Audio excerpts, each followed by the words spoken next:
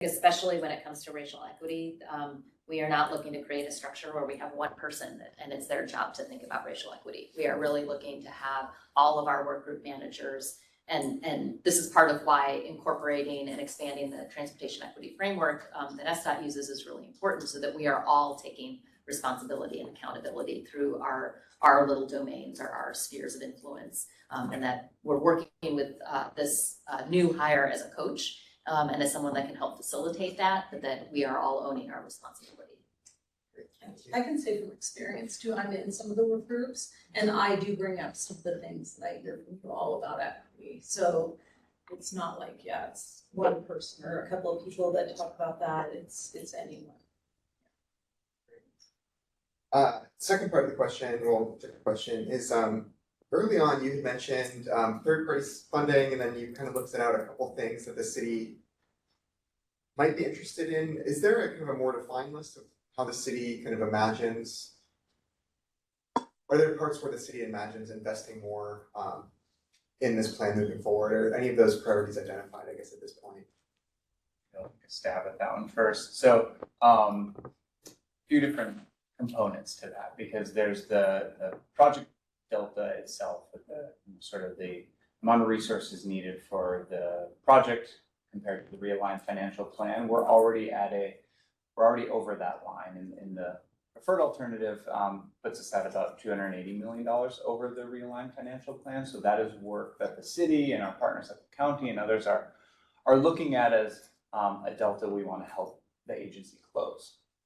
However, we're still at a phase where some of those numbers are still might shift, as well as the project itself still might shift. So that's an ongoing conversation with them, and the city, working closely with our budget office, is working on potential sources and options that we might bring to the table for that.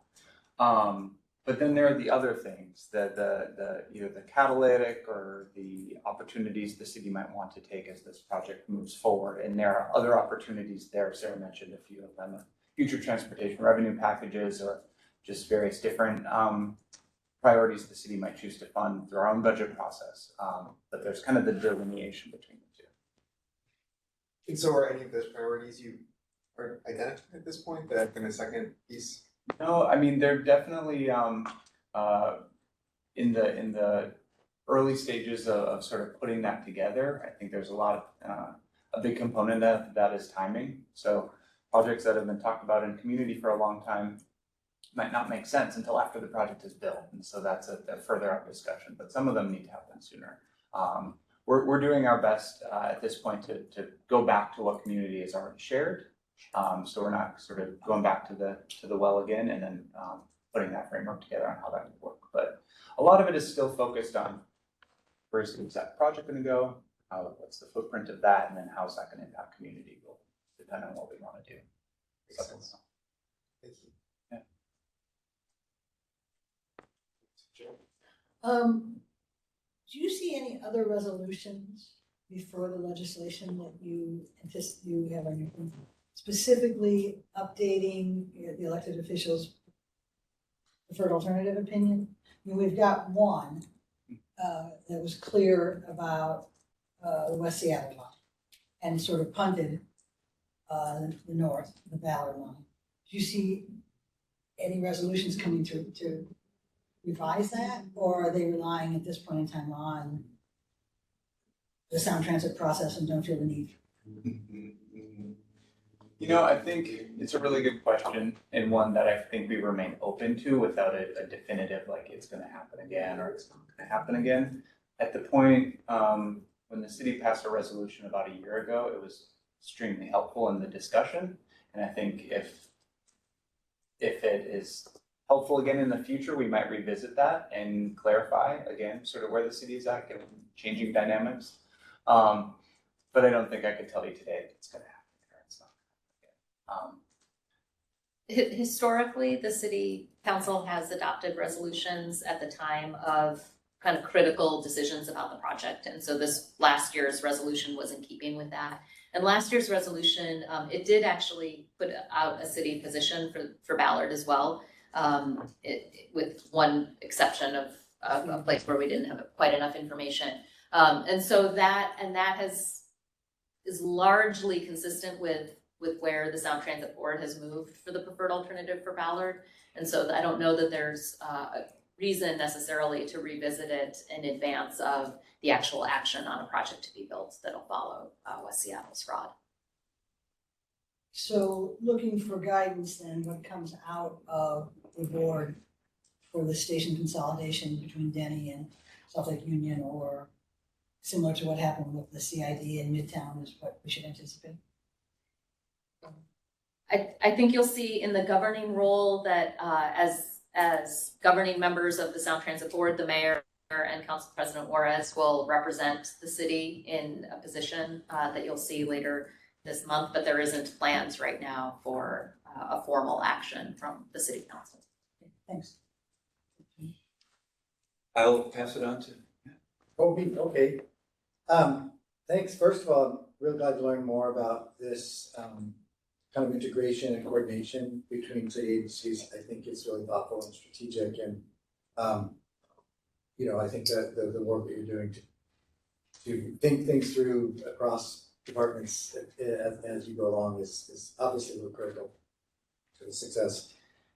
I guess one of the things I was talking about, again, maybe it's my own particular perspective as architect commissioner, I'm interested in supporting the idea that the stations themselves are elements of civic architecture, civic infrastructure in the city.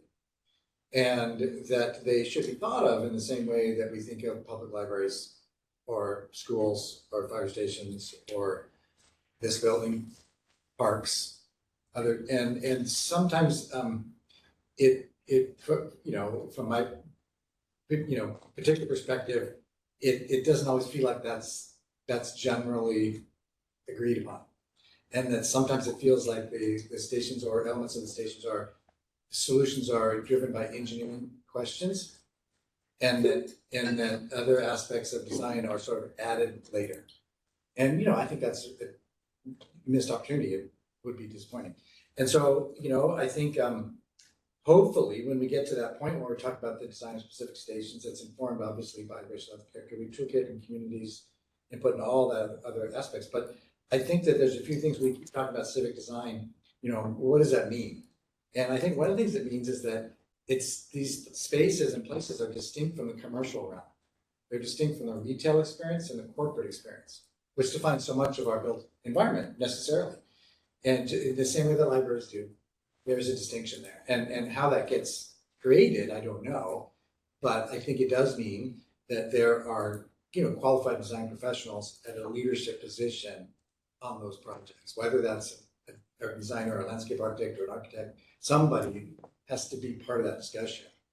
And then I think there's a couple of things. It's exciting to think about ways that the stations can both be distinct based on their neighborhood, the community, their physical context. For example, the CID station might be very different than the Smith Cove station for all kinds of significant reasons. At the same time, what are the ways in which there's a thread of continuity between the stations for wayfinding, and public understanding of how to use them, and how do you balance that, And so I think those are really important design questions that need to, be addressed as we thread in this really incredible new civic infrastructure in and through the city.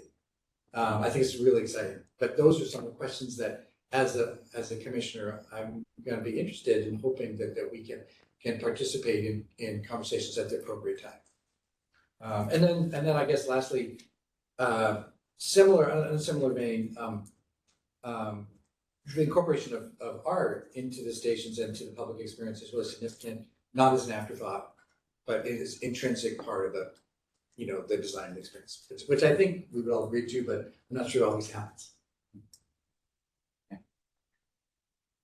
Busy taking notes because Yeah. excellent points. And we'll have more discussion in a minute. Yeah. Ben, any last questions? I think the thing that I'm most interested in, I ride the light rail frequently to work, to downtown for different things, is the connectivity around the stations and how do they connect to the neighborhood. And I think that's in your realm more than SDOT. So I would be really, I think you had a diagram for showing that. So how it connects to parks and so, all the other stuff in the city. Be really great.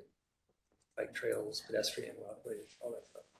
I was gonna say, that's kind of squarely in our realm too. We work closely with Sound Transit on the project, but how we get there and streets and pathways that people are using that's where we have a lot of work where the city can lead on. Mm-hmm. Yeah, so I'm super interested in part of it. That's it. So I'll try to be brief. I have a couple of questions. I have a lot of questions, but I'll just try to I'll ask a couple of them. So I had the same question as Adam about third-party funding, just meaty topic, particularly on the project itself. So more to come on that one. I think part of the challenge with putting a staffing plan together at the city to support a light rail project, obviously, is you have a lot of concurrent work going on, but the needs change over time. There's a lot of planning and environmental work that happens up front. Then there's permitting work that needs to happen at a certain point. And then there's a lot of engineering work. And then there's a lot of construction management work, down the road. And then there's operations work that really never stops. I mean, you're still tweaking signal timing for the existing segment. So does the staffing plan sort of anticipate that your needs are going to change and evolve over time? It does, and I mean, we're already having conversations about construction management. Yeah. Even though we're a couple of years away. So we're looking at, what does it mean from a staffing and a budget standpoint, but also, who do we have in the city family and what are the projects that they're on and where are they in the lifespan of those projects where people will be coming off and will have resources available from city teams within the family. So we're trying to anticipate that. I will say, the workload of this project is enormous. And so it's, and we're working on a whole lot of it. Our Sound Transit friends they've got a whole lot of work that they're doing. And we're trying to keep up with it. And getting our heads above water enough to start looking out 2 years, 4 years, 5 years is going to be really important.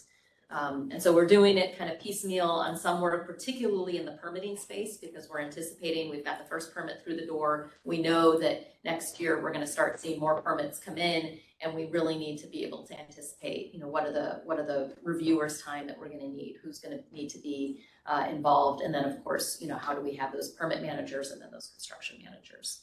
So trying to think ahead, but I think that's another place where having some expertise of people that are still if not in the city family, having city here people that we can tap and get perspective on from that would be would be appreciated. And then the only other question I'll ask now is on the plan for the planning work team, and this came up in the Sound Transit. So there's station location planning, then station design planning, and then station area planning, which typically the city is in the lead on, where you get into station access, zoning and TOD, all that stuff. So I think what I heard is that on the station location and design planning, that's going to be a joint effort between the city and Sound Transit. But that's great to hear if that's the case. So is that how does each jurisdiction's role kind of morph on that? There's a great diagram. I'm not sure if it wasn't in our presentation, but Sound Transit sometimes uses it. But it's this kind of Venn diagram of what's in the city's domain and what's in Sound Transit's, and they've got the station and the station footprint, and we are at the table and helping shape it, but that's the delivery of the system that Sound Transit's responsible for. The city, of course, is responsible for that broader station area, half-mile radius, as well as the bike and the transit ways that are getting folks to the station. But then there's that station context, and station context planning, really referring to like the 1 to 2 block area around the station and those immediate adjacencies and access. And that's where what we've called co-planning with Sound Transit and the city working together. And the station what was the report called that came out late last year? It was the Station Planning Progress Report that came out for all of the station alternatives in the DEIS for both Ballard and West Seattle. It was the first product that came out of that co-planning effort, or the most recent product that came out of that co-planning effort, and would be happy to make sure that you have a link to that document. But that was really looking at that 1 to 2 block area around the station and how can we work together to make sure that the stations are working.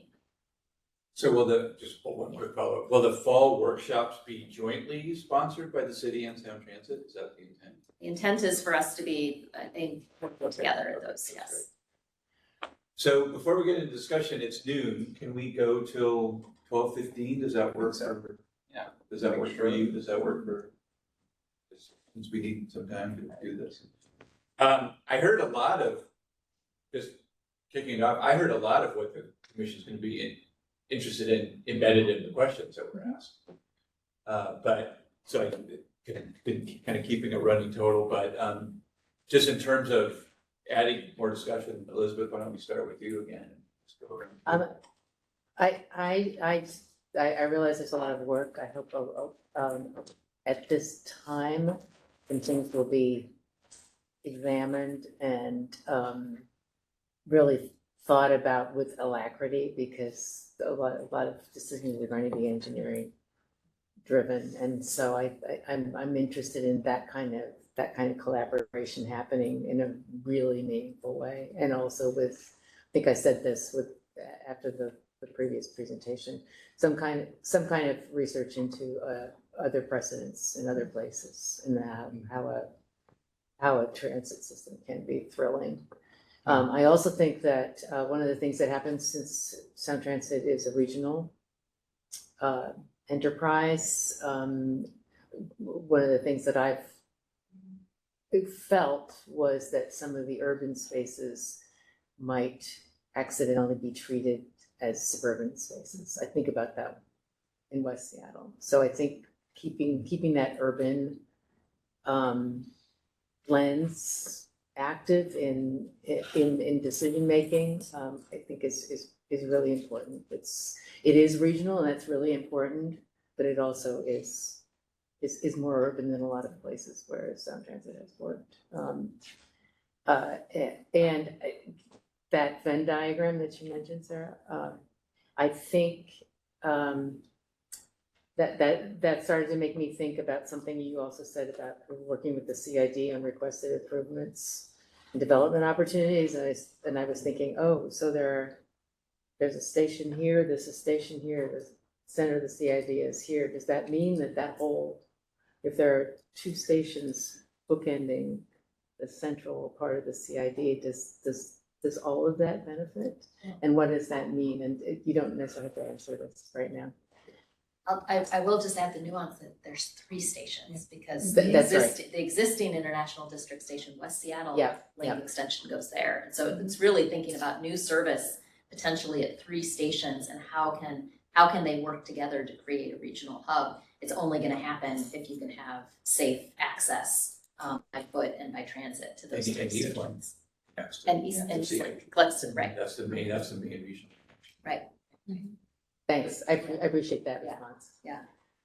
Awesome. Molly. Thank you. So I would just, in general, I think the more that you're able to be aware of individuals in this room's expertise, the more strategically I think we can be used. And I know Valerie is very attuned to that and taps each of us at times that are most useful for us. So there were a couple that came up for me that more broadly within the group, because of our focus on public right-of-way, that I think make a lot of sense for the broader group. So station area planning, bus ped integration, bus ped bike integration in particular seem like things that as a group, I think we really have a structure for having this conversation. So when you're able to use us as a resource for that, I think we can be valuable in that. If you do want to have conversations about under guideway space, I've heard a lot of thinking over time throughout this group. So that might be a useful thing for which to tap. Design Commission, you mentioned that design guidelines and how they overlap with station standards. will be something that Vera can cover in the future. So fantastic. And then just thinking about some of the key expertise that we discussed as we moved through. So Matt has a lot of historic thinking about civic architecture and how stations relate to that. And so when you think about tapping individuals, knowing Kevin's experience with the bicycle master plan, I think would be really useful. Matt's experience with civic architecture in particular, and Elizabeth's experience as a public artist and with public art installation. I think all of those could be beneficial to you for tapping key individuals in addition to just when you come to us specifically. I had two pieces I wanted to bring up. The first you heard already, I had mentioned it. It seems like kind of in future presentations, we'd be interested to hear more about as you're thinking on some of the third-party funding develops. I think that's a piece that the Design Commission is going to be interested in. And the second piece I was going to mention, I don't know exactly what the comment is here, so bear with me. But I think some of these places, around the stations, and I'm, heartened to hear about the stationary planning, and I'm looking forward to reading the progress report. But I think some of these places, really are gonna remain neighborhood fabric places, and that I think requires a certain level of planning. But some of these places, and I don't know which they are, but are going to become kind of major destinations and really change the whole gravity of the neighborhood for much of the future. And maybe, a zoning code tweak doesn't quite capture that vision. And so I think one of the ways that the city could lead on this is really developing kind of what these important hubs and kind of gateways to the city really want to be. And I think developing a kind of a vision for those places that guides long into the future, and not just like, what are we going to do about the streets for the next 4 years, or like how can we squeeze in more affordable housing. Those are important considerations, but they're not really kind of like a big vision of what this place could be in the future.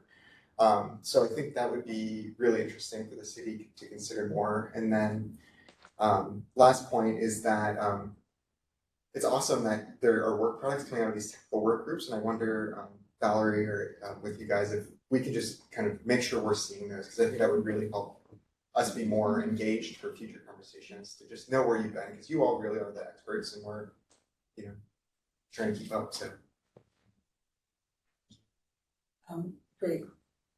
So, I am going to be interested in how equity weaves into some of its not obvious places. So, for instance, I think we will now always hear about the CID station location as an equity experience, but picking that location opens the door, it doesn't close it. And there's a whole other study, and I think you just talked about it with the safety, but also to the south. It's going to be that far south. How does it connect to the stadiums? You're right, things like that. I also think what Molly brought up about the experience under the guideway and of the guideway has this huge equity access to that aspect to it.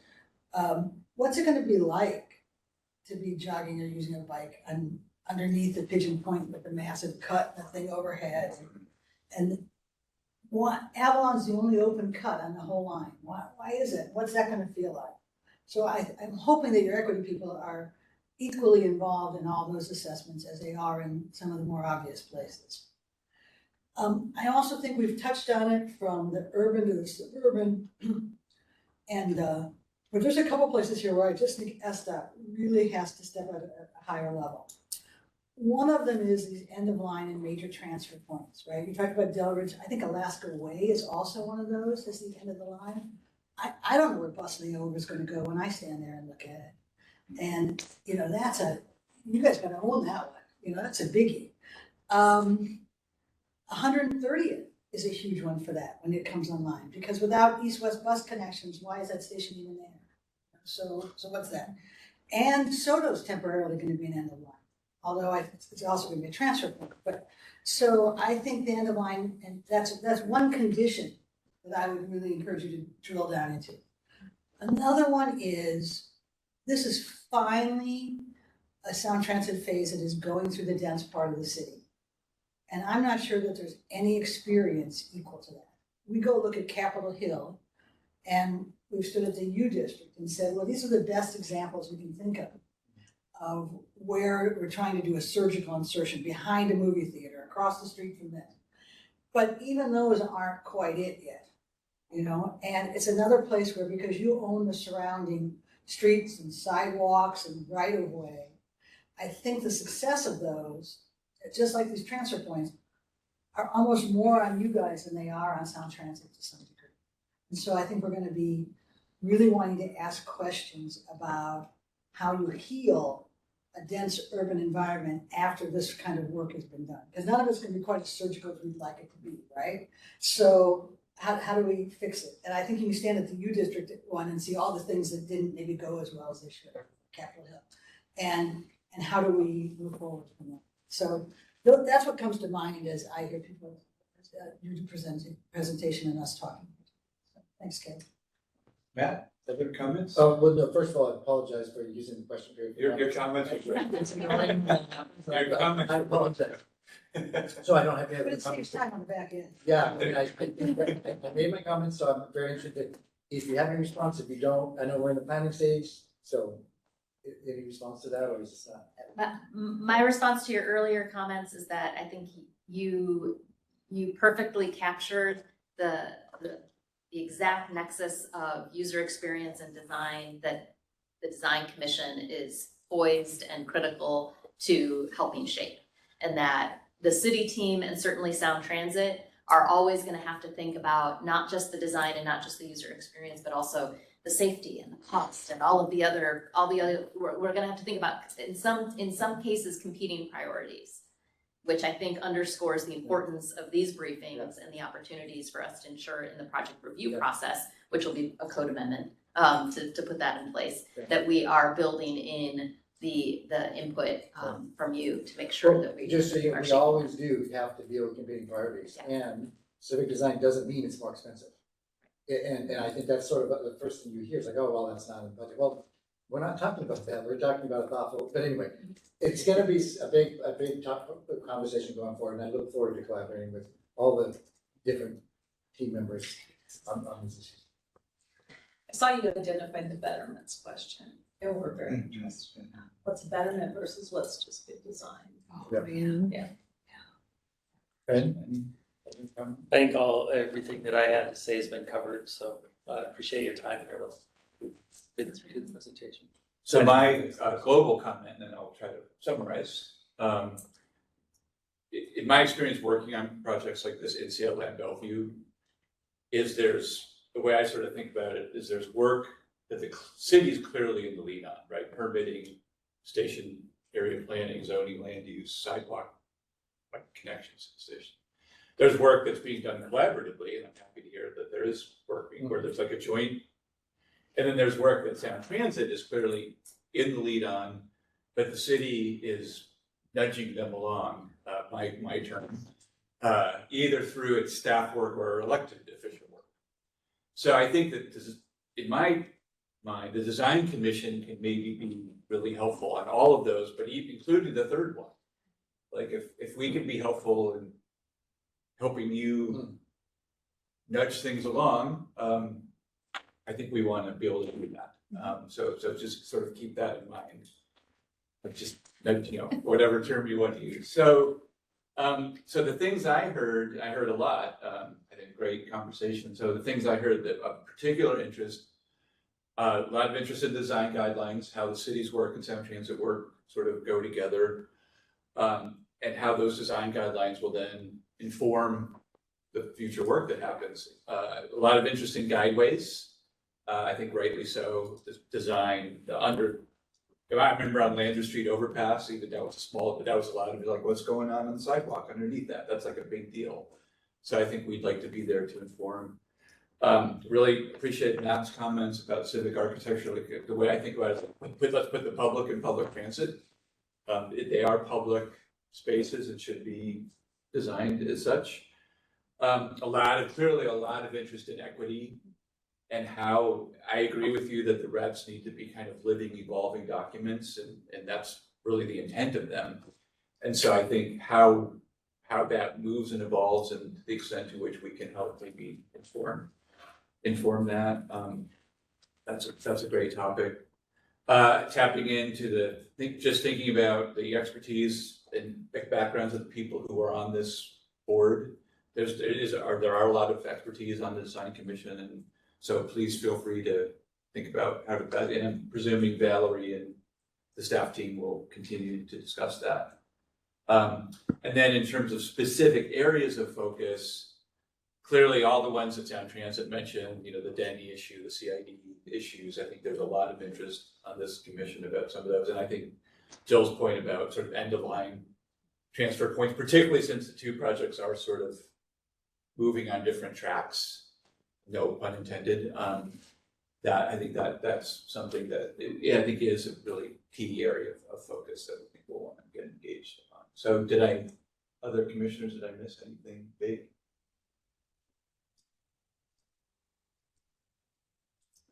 Okay. Thank you so much for the presentation. Thank you for your time.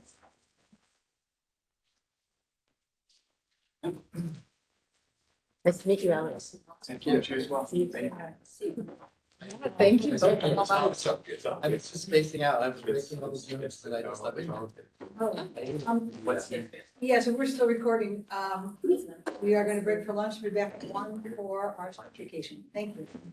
At one earlier, 12:45. 12:45, which a lot of people don't. Okay, we're recording. Recording is resumed. Welcome to the afternoon session of the Seattle Design Commission. We're going to be looking at a presentation on Sound Transit and other agencies on vacation on 45th Northeast.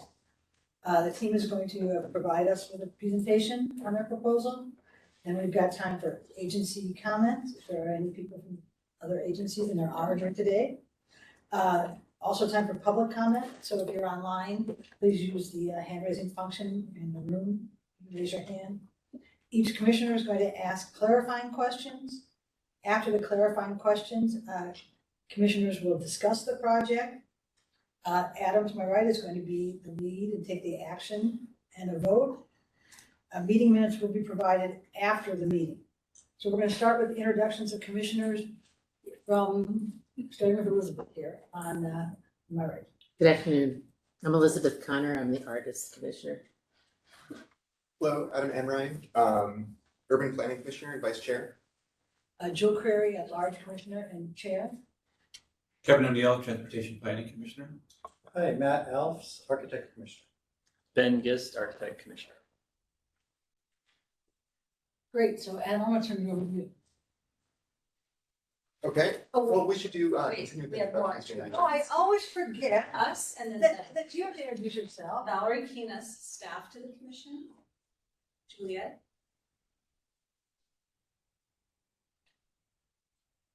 She probably didn't hear you. And then people in the room. Can you go next? Yeah, sure thing. I'm Joe Hurley. I'm from SDCI. I'm a land use planning. I do design review largely, but I've been involved in the process with these conditions and things and the possibilities. Great. Jeanette Dubois, SDOT, street vacations. Beverly Barnett, SDOT, street vacations. And our team. Well, I'll go first. Hi, everyone. I'm Tim Bates. I'm a senior project manager in Sound Transit's TOD group, joined by these gentlemen. Introduce themselves. Eric Pacheco, Government Communications Director for the Central Corridor. And Jeremy Phoebus, civil engineer at KPFF Consulting for Sound Transit. And there's some people online, I believe, both from city agencies and part of your team perhaps. If you want to introduce yourselves. Lish Whitson, City Council Central Staff. Jackson, can you unmute? Thank you. Jackson Cook, SDOT Street Use. Who else do you see up there? It's Tim Bates. That's you here. Tim. I know Tim. Did you say someone else from SDCI was on, or is going to be? Eddie from zoning is asking me where the room is, so he'll be here soon. Okay. And then Hannah. I see Hannah. I have.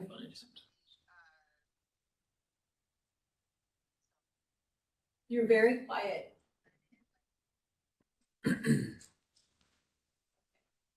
And then Gerald. Gives the hands when she. I was muted. My name is Gerald Bucher, aka Eddie. I am a land use planner, zoning reviewer at SDCI, and I've done some land use code research on this. Okay, thank you. Some questions. That it? You good? Yeah, that's it. Thank you, Valerie, for getting off. And now I get to turn. Okay, well, thanks. I think I'm gonna turn it back to the team. Right, well, with that, I will, in classic style, see if I can share my screen. See if we can begin. Yes. One step.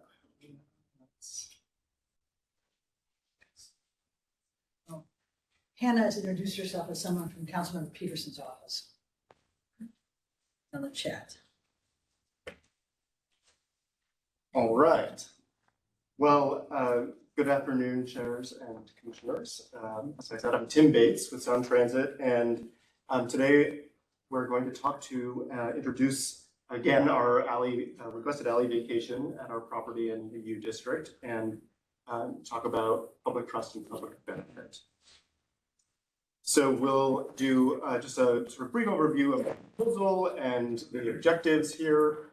We'll talk about site context and the impact of the alley vacation, and then ultimately talk about public trust and public benefit from the proposal.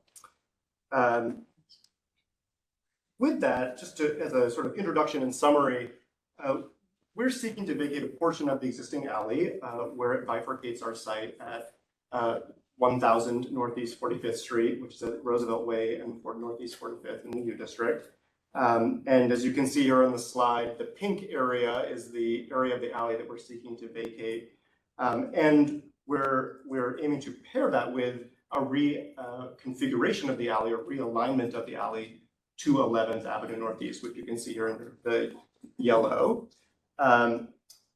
We have sort of prepared this as a proof of concept of the realignment to understand the dimensions and the turning movements that would be required to make this work.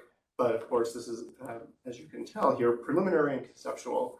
The objective here, the real goal is all centered around increasing the affordable housing opportunity on the site. And by pursuing this vacation and realignment, we anticipate being able to improve the yield of affordable housing units, improve the building efficiency, improve the feasibility of a high-rise building here, which the site's zoned for, and to as well improve pedestrian conditions on Northeast 45th by eliminating an alley entrance onto that street. We're doing all this work in partnership with the Office of Housing. So we're going to work with the Office of Housing to jointly release a request for proposals for this site to find a development partner, which would combine our land with the Office of Housing's financial resources. So our goal here is to produce a 100% affordable housing project with ground floor uses, or meaning commercial or community-oriented uses. At this time, we have not issued a request for proposals or RFP to find a development partner. And so we're seeking the vacation now in the hopes that we can expect to see proposals that take advantage of the increased site capacity that the alley vacation would allow. So this is earlier in the process, as you're no doubt aware, than usual, and some of the details of the vacation will be determined later once we have a developer on board. So things like the building design, the ground plane, site, public realm, and public benefits in particular. To start with a little bit of site context to get us all oriented, our site is located in the northwest area of the University District, and it's really sort of situated halfway between University Way and I-5, and it's on that Northeast 45th corridor, which you all no doubt know extends all the way from University Village across the top of the university and over into the Wallingford commercial area. We zoom into the site itself. This is just shy of 18,000 square feet. It is zoned for mix of uses, and it's in the core of the U District's high density rezone, and it allows for heights of up to 320 feet, depending on the incentives that a proposer would pursue. The existing uses in the area really comprise primarily office, retail, residential, and a few sort of auto-oriented uses that sort of remain in the area, including some parking garages, some strip retail, and an auto dealer. The project design will be subject to the University District Neighborhood Design Guidelines. And I did want to point out that there are a number, perhaps in no surprise, there are a number of proposed high-rise projects around the neighborhood, including most relevantly for our site, immediately to the northwest of our property. So that property, as you can see here, numbered in 1, extends from our site all the way up to the intersection with Northeast 47. And that is known as the 1X Towers project, which you are, I'm sure, familiar with. So that's of interest to us today because that project includes two towers, one of which would be along the southern property border with our site. And so that would impact the feasibility of a high-rise project on our site. To give you a little bit of visual context, we have a few photos from around our site. So here looking at photo number 1 is a view sort of northwest onto Roosevelt Way. You can see our site just off to the right here in that photo. And across the street, we've got a retail frontage, a movie theater, the UW Co-Motion Innovation Center, and beyond Trader Joe's as you head up to 47th. In photo 2, you're seeing north on 11th Avenue. Our site is here on the left. And behind our site, you see a residential building. And across the street, you see a mixed-use office and retail building with a parking lot behind, which is one of the sites of those proposed high-rise projects. Photo 3 is looking east on 45th. So you can see here, again, our site is just off to the left here. So again, that same office and retail building, and on the far side, or sorry, on the right side of the photo, another commercial building with retail on the ground floor. And then photo 4 is from the alley itself, from sort of between the bounds of our site, looking south across 45th, and you can see a gas station and another UW building behind that. And actually that gas station site is also proposed for a high-rise building as well. All right, so now let's look at the impact of the vacation. And so I have 2 slides on this topic. One is about the buildable area and one is about the yield of the site. So when we take a closer look here, I think the takeaway is that between the no vacation and the vacation options, there's a very similar buildable area, but what's different is what type of building can be built, right? And so what you're seeing here reflected on both of these scenarios is the tower separation requirements from that project to the north that I mentioned. You're seeing some additional setbacks that will be required along 45th, 11th, and Roosevelt. Noted here, you can see that's sort of inscribed inside these bounds. And it also acknowledges that the alley right now is only a 10-foot wide alley, which doesn't meet the city standards. And so the alley will need to be widened, even if the vacation doesn't go forward, but need to be widened to 20 feet. So when we look here at the no vacation scenario, we see that there's some small floor plate that is potentially available for a high-rise, but predominantly the site is really feasible for a mid-rise project. And by a project, I really mean 2 buildings because we've got this alley that separates the 2. In this case, we'd expect that the service access would be along the alley since we've got arterials surrounding us on all the other sides. And one thing I did want to note is that this although mid-rise is potentially feasible here on the east side, this floor plate is only 43 feet wide, which is quite narrow for a mid-rise project. Normally we'd expect to see 60, 65, 70 feet for a kind of standard double-loaded corridor building. So it's quite narrow. Again, could be possible, but quite narrow. Now we flip over to the vacation side, and you can see, again, like I said, a similar buildable floor plate. In fact, a slightly reduced floor plate with this realignment of the alley. But because we are able to now have the massive development closer to 45th, you get a much larger high-rise floor plate that could be possible. And so we've both illustrated the floor plate that would be available with a 75-foot tower separation, which is a standard. We've also illustrated it with 60-foot tower separation, which is the lead director's option to reduce that. So that's what these two different areas illustrate. Before you move off this slide, I just can't read your dimension strings. What is on the left-hand side? What's the blue high-rise floor plate or dimensions? Sorry, is it this right? Your no vacation or high-rise. No vacation, high-rise dimensions, yes.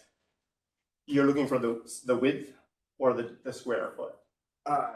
The width and the depth, yeah. The red numbers, you can't. Yes. So we've got, I guess I have the total block width here, or the site width, not the block, the site width of 128 feet from the property line down to our the northern property line to the southern property line. And then the width from that property line to the widened alley, I guess you'd say, is 87 feet. Got it. So the north-south is closer to maybe 60, is that what you're? That's, yeah, something like that, yep. And you can see that produces a floor plate of approximately 5,200 to 6,500 square feet.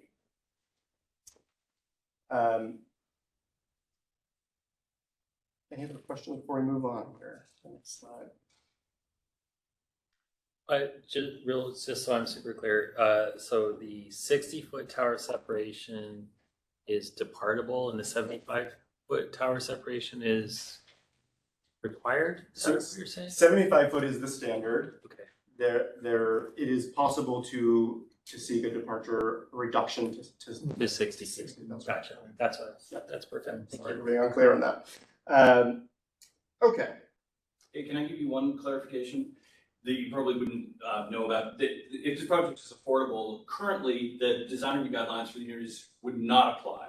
And the council is considering making the design review not required for affordable projects. They've already decided for one more year and they're planning on extending it into the future. So there would not be design guidelines that were applied as part of this project. That was actually passed. It has been passed, okay.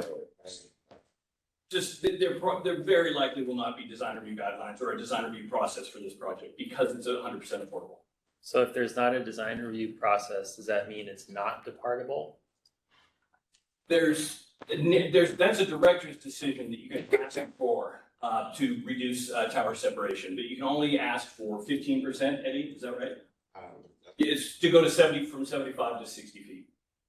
So But that's not through design review, it's a director's decision, a type 1 non-appealable decision. Okay. I understand the reason I asked questions, because design reviews are reviewed. Correct. Okay, thank you. Very helpful. Okay. So when we start to look at the yield, that's where things get a little bit more interesting, perhaps, or differently interesting. So this is where we really see the impact of the vacation, I would say. What I wanted to sort of start out with is say, we've illustrated the potential yield of units at a very gross level. We've done massing studies to try to understand what the difference would be. Now, of course, as I mentioned, we don't have a developer on board, we don't have a design. So ultimately, the number of units that you see here is sort of based on assumptions. We would expect to see a different number of units based on the building type that's ultimately proposed when we find a developer, the unit mix, the size mix that they're interested in providing. All of those details are subject to change, but to give ourselves some way to understand the impact, we've gone ahead and produced these to give that sense of scale. So with the no vacation option here, you can see on the left, we've got two buildings, as I mentioned, potential for somewhere in the range of 90 to 110 units, again, depending on size. And ultimately, this potential high-rise floor plate is really, there's a little bit of art and science to what a feasible high-rise floor plate is, but in this case, it's quite small and really unlikely that we would see a high-rise proposal on this size, I would say. The higher we go, the less efficient your building becomes, the more costly each unit is. Therefore, the more subsidy is required to build those affordable units. And so I think there's sort of some alchemy here of the balance of how many units can we get for what size of and efficiency of building floor plate we can get. But I think when you look around the market, you'd say that size of floor plate in the no vacation scenario really isn't likely to attract a high-rise scenario or high-rise building. When we look to the vacation realignment option, you see really quite a large increase in potential yield, right? So almost 100% or greater potentially increase.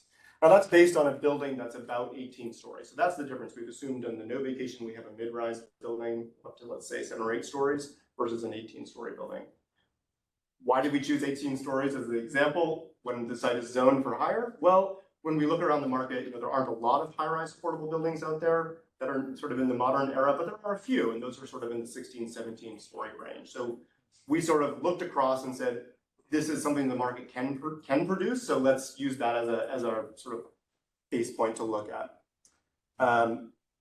And ultimately, it produces somewhere in the 9,000 to 10,500 square foot floor plate for a high-rise building, which is what we typically would expect to see in the market. In fact, 10,500, I believe, is the maximum floor plate for a high-rise in this area. So you're really looking at what is likely a feasible floor plate. Now, again, that's without more detailed analysis on what upper level setbacks might be, or facade modulation, articulation, these types of things. So there's certainly more work to be done once a developer is actually looking in more detail and designing a building to understand what the floor plate would be, but conceptually, you're getting into that range where it could be possible.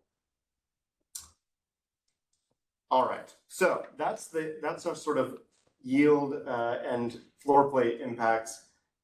Now let's talk a little bit about some more context before we get into the public trust section. So when we zoom out a little bit, I pulled some maps here from the University District Neighborhood Design Guidelines, knowing that those are sort of the city's and the neighborhood's vision, right, for the area. And the first thing to point out is that for open space, there's quite limited amount of formal open space in the near vicinity to the site.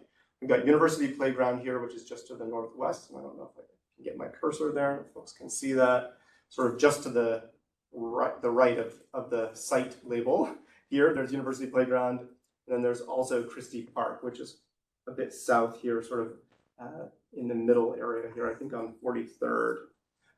So not a huge amount of formal open space in the neighborhood. Of course, the university itself sort of functions as a de facto open space, but is not an official public space, right?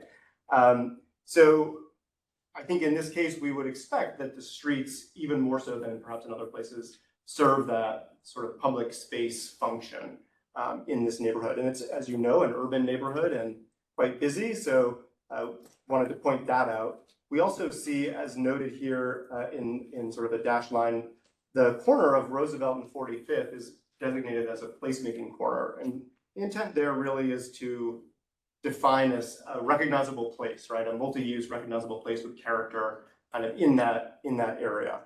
So wanted to point that out as well. And finally, as we look to the right, it's worth noting that our site is located in this, I guess what I would call a mixed-use corridor network here in the kind of core of the district itself. And the intent there is that these mixed-use corridors really prioritize an engaging pedestrian experience in public realm. So again, just highlighting those for commissioners as we go into the public trust conversation. Also worth noting, this neighborhood is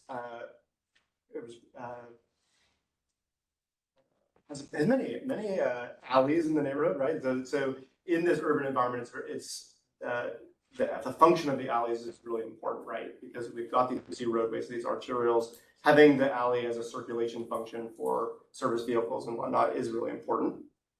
So we wanted to highlight that. As we look at our site here, you can see our alley is in fact kind of goes through a little bend. And then in fact, as you look across 45th, it's not aligned with the block to the south. So sort of doubly between the misalignment there and just sort of the overall traffic conditions in the area, through movements on the alley is really not likely to be possible in this neighborhood. But in terms of serving the interior circulation and function of the block, parking and resident access, that sort of thing, the alleys are really important. I also wanted to note, as I've noted here, the 1X Towers project that is under, or is proposed, I guess we would say, is moving through the permitting process, is proposed to complete the first, a mid-block crossing that the property on the east side began. So we'll actually complete this mid-block crossing on the north third of the site.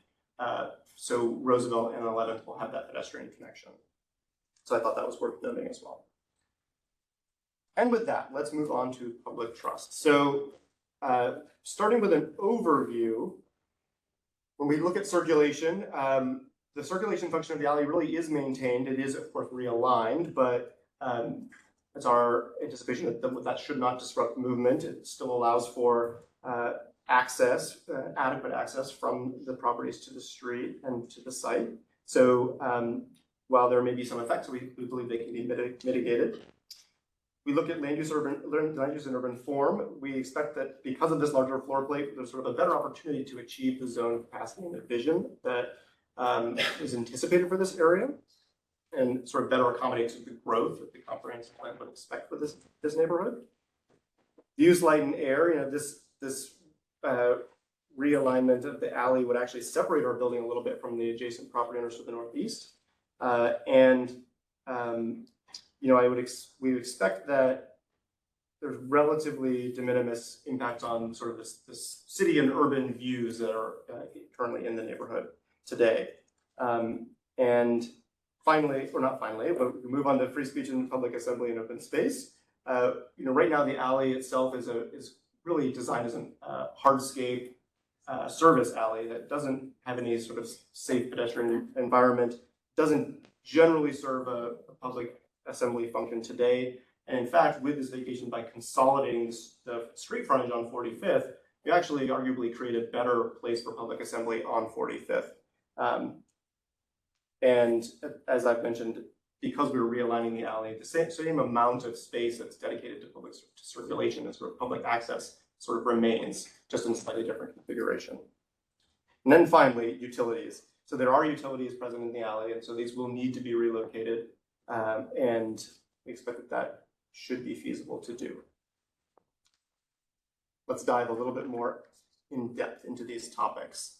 Let's look at circulation and access. And this, of course, is, given the stage of the project that we're at, this, of course, is a really interesting topic to dive into.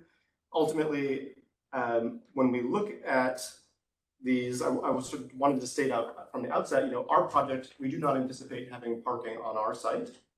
However, the existing bridges at 11th building on the northeast side of the block and the newly proposed 1X towers both have parking. So that will, in this no vacation future, will sort of increase the general circulation that is using the alley in order to access the parking in particular.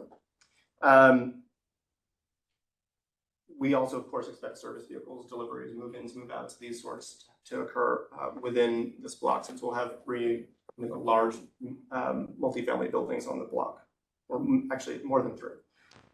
So let's look at the no vacation option. So again, here you see that with a widened alley to 20 feet, we actually expect that based on the other development on the block, we would see a greater traffic volume crossing through the site and exiting onto 45th. And so where there's that pedestrian conflict here at 45th with the alley, we expect that to really get worse because we'd expect more of that movement through the site.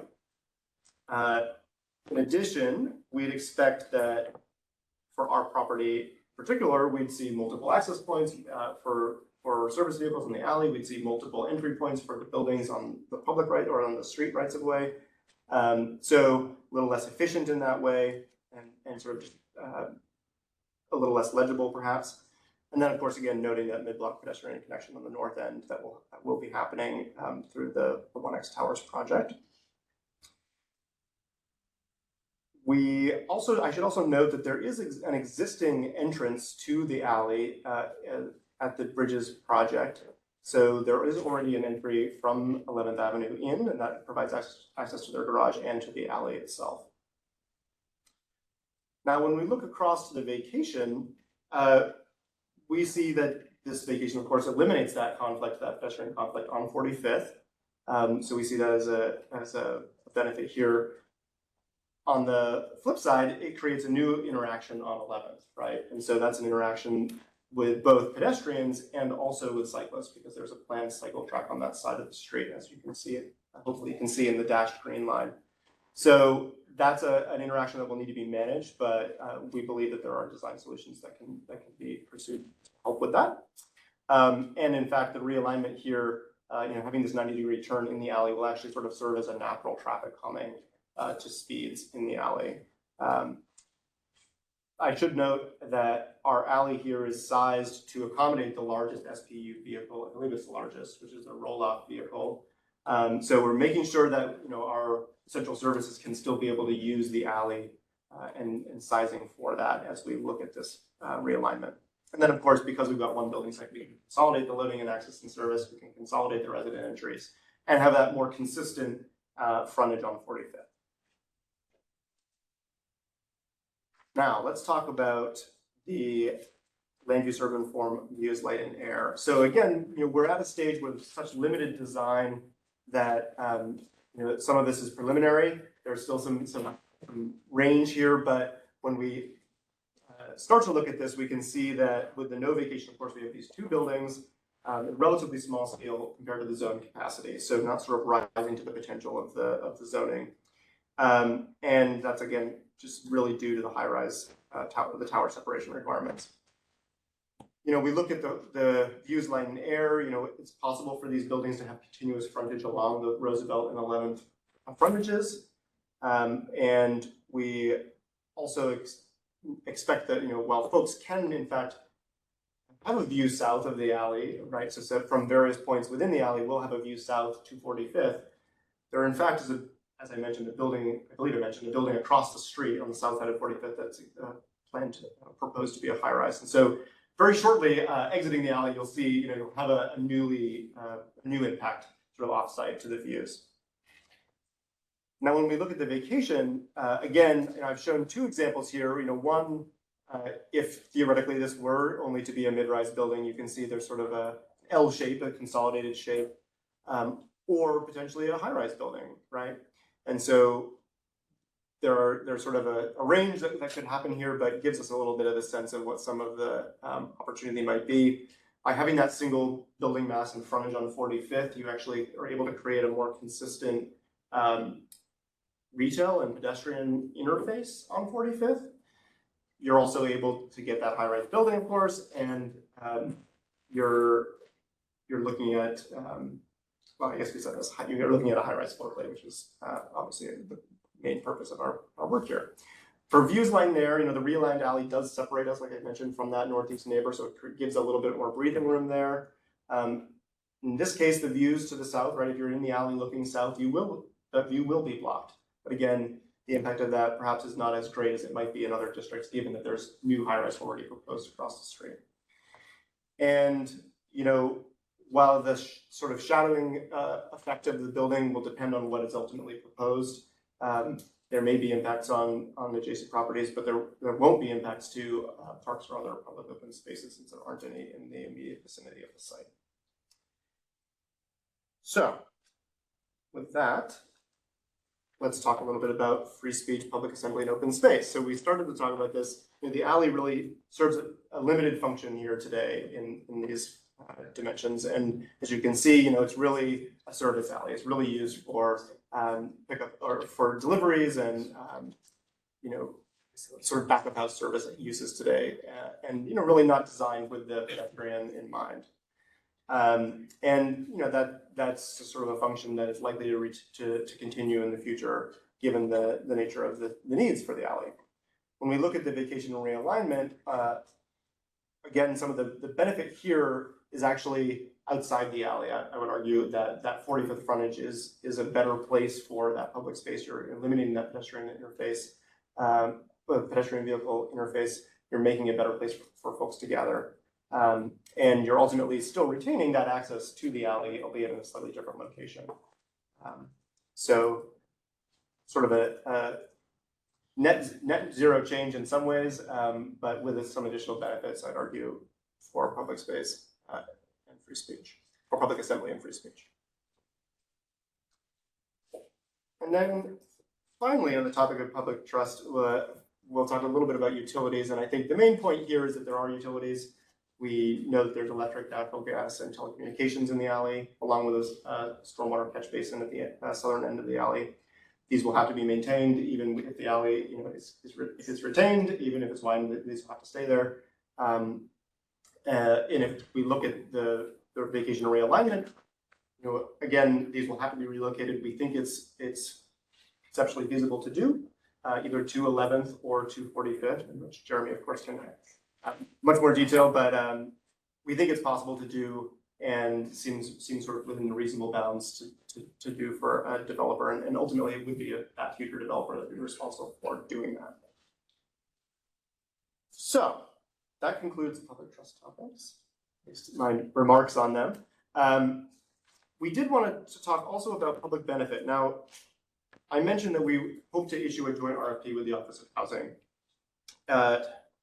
It's our contention that producing the public benefits package, once the developer is on board, is the appropriate time to do it. Because that's the time when we'll actually have a design, building design available to sort of to look at and understand and sort of see how it interfaces with the street and public space. And it will be the developer that will expect to do additional community engagement that would also address public benefit, and that they put together that public benefit package and ultimately deliver the public benefit package. So we expect, we know that this is an important topic as part of the vacation process, and we'd expect that our RFP would be conditioned, or we'd note in the RFP that this would be one of the conditions for a developer to take control of the site and eventually develop it. So we'd make sure that that gets baked into the RFP process. Did also want to note that we did do community engagement a little bit more on the visioning side, I'd say, back in 2021. But there were some topics that came out of that effort that we think probably would serve as a starting place for some of the conversation that a developer might have in the future, which would include, creating a safe and comfortable pedestrian environment. That would, we saw that there was interest in a mid-block crossing, although that was without the context that the 1X Towers project would also be doing that. So not sure if that'll stay or not, but that was something that was expressed. And then a lot of interest in community serving uses on the ground floor. So everything from food and grocery, public open space, small retailers, childcare, arts and culture, sort of a wide variety of activities that folks, want to see as things that contribute to the neighborhood and the activity in the neighborhood. So my final slide, my final bit of talking at you. The summary ultimately is just, we're hopeful to achieve this vacation to improve the opportunity for affordable housing. We're doing this work in partnership with the city. We're really excited about getting a high density affordable housing site here. And, we want to make sure we do that in a way that maintains access and that improves the pedestrian environment, and that, our developer in the future will be responsible for sort of implementing all of that work. And we'll make sure that that's sort of the requirement as part of the process as we work with OH. So with that concludes my remarks. Great. Well, thank you. So I think we're going to break here to do kind of three things. We've got about 15 minutes left in the meeting. So we'll start with clarifying questions from the commission. Then we'll move into if there's any agency or public comments, and then we'll get into discussion with the commissioners before we take the action. But I just wanted to kind of summarize some of what was said at the beginning of the meeting, that this is, it's a highly unusual process to approve a vacation without a proposal. But we're bringing it today because we think it's a way to pave the way for affordable housing. And the city council has expressed support for this scenario. So as we all saw and heard, there's no development proposed yet. So we're approving based on a likely development scenario. And there will be a thorough presentation on public trust and public benefit presented at a later date. So with that, we should do agency comments first? Okay, great. Well, so I think there are a number of folks in the room from STCI and SDOT and maybe others that I'm missing. So I'll just open it up. Are there any comments from anyone of the agencies? No comment. We're just here to support your process, I think. Great. Well, I'll say something. I think I have to stand in a certain spot to be on camera. We didn't Like, is choose this the the view place? that shows that. This is Yeah, not the place. I think you're visible Okay. there. So, Yeah. okay, I'm kind of visible. So I'm Beverly Barnett with SDOT, and with me is Jeanette Dubois, and we manage the street vacation program for the city council. So really want to thank, SDCI has been such a good supporter on this. We've talked through so many things of all the what ifs, and Jackson's here, and we will want Jackson to speak as well. But I really want to thank the commission for really thinking in a very open way about doing something unusual that the city has said, we think there's a higher purpose here, how do we implement this? So your thoughts are quite valued on this. So I think with this, what we're really looking at is something that is a first time, and what we anticipate is that when we go forward to city council, we will recommend the alley vacation, and we'll want to more specifically condition around supporting the continued use of the alley, and I think that's where we'll want Jackson to speak to that. We have, and KPFF is here, I'm sure there's questions for KPFF on their analysis, and that will have specific conditions around that, and we'll have advisory recommendations around the RFP. The project will be, the vacation will be supported for affordable housing, and the RFP should include all of the conditions from city reviewers and the design commission. What we anticipate then, if the council grants this, that we would see at a later date when the RFP is completed and as a new purchaser, that we'll have a second clerk file with community engagement and a public benefit proposal that we'll all have the opportunity to review. So instead of a two-step vacation, we'll have conceptual approval, implementation of the conceptual approval, and then finally a vacation ordinance.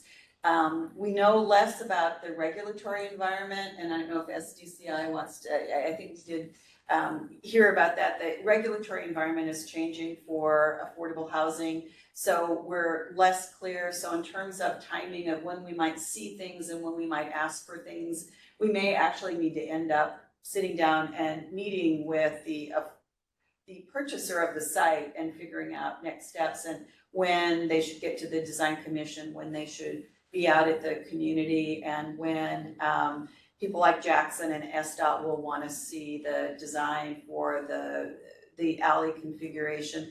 So there's more to come, but I think we're seeing an elevated purpose here, and your voices are really critical to that. And I will say, thanks Sound Transit. We have spent more time talking about this than some much bigger projects, so I really appreciate you guys. But I think that's kind of it for SDOT. I think we want Jackson to talk with more specifics about what we'll look at in terms of alley configuration. And I will be leaning on Jackson when we look at the conditions of how specific we need to be about dimensions and things, and what we would talk about just being consistent with the Streets Illustrated. And we'll be figuring that out, because this doesn't go to city council for 2 weeks. We got lots of time. So we are looking at a public hearing on August 15th, if everything goes well. So Jackson, cover everything else. Thanks, Beverly. I don't know if I can quite live up to that, but I will do my best. So I'm Jackson Cook, SDOT Street Use. I really have to apologize. I do have to go in about 10 minutes. So I want to just very quickly say my piece and then hopefully get as many questions as I can. So just generally want to say thank you again to Sound Transit, Tim and Abel, and KPFF for all the hard work they've been doing. We've gone through multiple iterations of the traffic study and multiple studies of site configuration to get to what we're in agreement is the best configuration for operations on 11th and for the opportunity to provide affordable housing on the site. So thank you very much again for working with us on that. The consensus within SDOT from the operations engineers and the street use folks working on the vacation proposal is that we agree with Sound Transit's proposal for this realigned configuration that we're looking at right now as the best option for how to treat the alley. We very much appreciate that we're moving the alley away from 45th Street. I think everybody knows the congestion on 45th that is very much the norm during peak hours, and the opportunity to move some entry and exit maneuvers away from that block of 45th is really ideal. So we really appreciate that realignment. And then that leaves us with the big mitigation question of how we're going to deal with vehicles exiting the alley and entering the alley onto 11th. So there's a number of potential mitigations we could be looking at, including mirroring those automatic voice recordings that warn people of approaching and exiting vehicles. Some more tactical treatments like paving and channelization coordinated with maintenance folks in SDOT. So those are all potential options. I think we very much want to see the eventual proposal once we go through the RFP to talk about what the exact impacts of the development are, and that will allow us to come up with more targeted mitigation. But we're very interested in paying close attention to how that alley eventually is going to interface with the 11th to prevent any conflicts with people walking on the sidewalk or anyone biking in the bike lane. So I'll stop there. Anybody have any quick questions for me? Yeah, thanks, Jackson. We're going to come back to Lish and Hannah here in a second, but while we have you on the line, do any commissioners have any specific questions for Jackson or SDOT? We'll do general questions in a minute here. Yeah, thanks, Adam. Just two quick questions, Jackson. One is, what is the timing for the design and implementation of the PBL on 11th? So the design is not finalized yet. The expectation is that the design will be finalized this year. Implementation, I would have to check, but I believe it would be after the Rapid Ride project, so after 2026. Okay, and then just sort of, I'm trying to make a question, not a comment. The turning movement into the site is the one that I have the most concern about, because it's a northbound traffic with a northbound PBL to the left. So that's, particularly for a truck, that's just a blind spot for somebody seeing a bike. So I'm really hopeful that that is really the mitigation you're focusing on. And can you say a little bit more about what that potential mitigation might look like? I'm probably going to ask the same question of KPFF later, but just while we have you here. So what I would be focusing on would be exactly what you're the blind spot that you're referring to. So opening up sight lines is really what we'd be looking at. Again, it's tough without an RFP to know exactly what's proposed on the new Sound Transit parcel on the east side. But as much as we can look at building setbacks, clearing landscaping, and providing mirroring or other view opportunities for people making that turn, that's what we would look to do. So that's a mitigation. I know you don't want to clutter things, but is signage like, cars yield to bikes or anything like that? Is that a potential option? Yep, absolutely, yeah. Okay. I think that's most of the questions I have for Jackson. Thank you. I have one. Jackson, it looks like it's 73 feet from the edge of the right of way, or that's a setback, right? So it's a little bit more maybe from 40 From the feet. intersection, you mean? Yeah. Okay. Do you have other conditions like this where that cut is that close to the arterial? Yep, that's a great question. Yeah. Yeah, no, the standard is 40 feet. So we really look to maintain 40 feet of clearance. So 73 is above the standard that's in the design manual, but less than 40, we would look, I think that would be tough to permit. So I guess it looks like it's a short distance because it's such a long block. But in reality, you believe that there's sufficient space from the turn to where the alley cut would come to deal with the blind spot and all of the things. I don't want to go so far. I don't want to make it like a black or white statement. The design standard is 40. We wouldn't require a formal deviation from that design standard to permit that.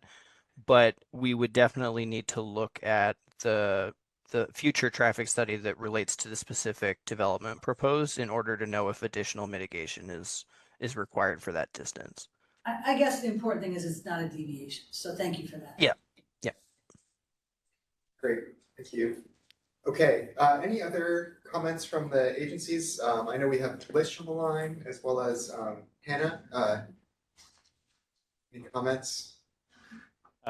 Sure, happy to answer any questions about the council's process. Want to thank Sound Transit, SDI, SDCI, Office of Housing, KPEFF, and you for undertaking what is a unique, hopefully, project, and looking at this at a very early stage, sort of pre-design development.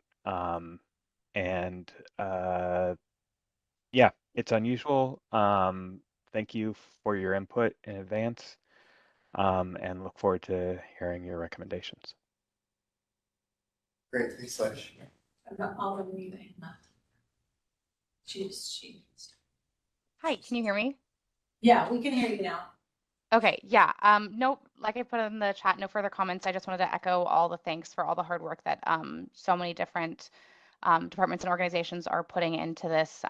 It's a lot of moving pieces coming together. I want to thank everyone for the hard work they're doing for this. Thank you. Yeah, thanks, Hannah. Okay, so we'll move into commissioner clarifying questions. Remember, we're really talking about public trust here today. And so, just as a spoiler alert, we bundled the public trust issues into kind of 4 categories. And so as you're asking your questions, maybe keep these in mind. So category 1, actually we have 3 categories, is circulation, access, and utilities. Those are a little more straight, I think, forward in the presentation that was given. Category 2 is around free speech and public assembly. And then category 3 is around open space, light, air use, land use, and urban form. So I guess shake it up. Why don't we go alphabetically? I'll skip myself. I think maybe Elizabeth. I think I'm the wrong person to start first, because there's a lot of very specific expertise on that end of the table that I don't have. And if his name is Ben, he would be better. For now. Since I'm first, it'll be that. Yeah, great. I think this has already been answered, but if the alley vacation is approved, it is not going to be a requirement that the site be a high-rise site. It could be a mid-rise site also, correct? Yes, we're still working on the goals process. We typically, when we work on an RFP, we put together a set of goals, and usually there's a sort of tiering of very minimal list of required goals, and then sort of a prioritized list of goals. And so we'd expect, we want to see density on the site. It's a great site for it. We would expect it to be a priority, but unlikely to be. I think we'll sort of see. I think we're still working on it, but I think ultimately we're still subject to what proposers will propose. So while we're trying to, in this action, clear the path for the alley as much as we can, I think it's hard to require a specific outcome without having I think there needs to be some opportunity for the affordable housing development community to propose to us what they think is actually possible. There's a finite amount of resource, right? And so I think we're trying to say, we would love to see this, show us what you got. I think that's kind of the broad brushstroke. And then I also think I know the answer to this, I'll ask it anyway. A lot of students live in that area. Is affordable housing inclusive of a student housing population at all? Or is this truly, what is it, 60% AMI or whatever it is to be affordable housing? So, it's a good question.